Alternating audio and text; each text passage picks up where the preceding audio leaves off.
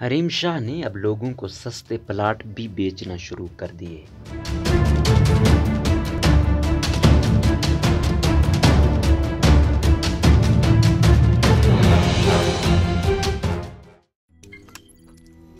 रोजनामा कुदरत की वीडियो देखने के लिए अभी YouTube चैनल पर सब्सक्राइब करें और बेल आइकन पर भी क्लिक करें।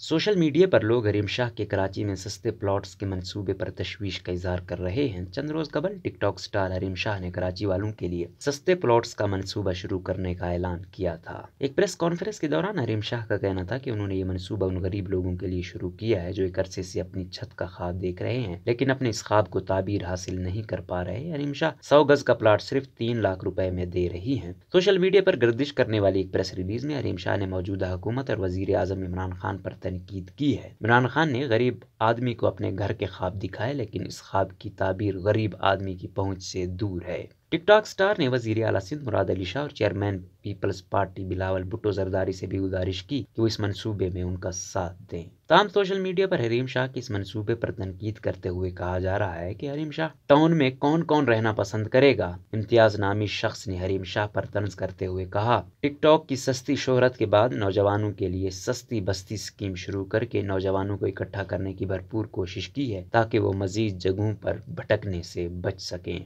रेहाना कौसर नामी खातून का कहना है, ये क्या गड़बड़ घोटाला है, ये कोई डबल शाह जैसा फ्रॉड लग रहा है।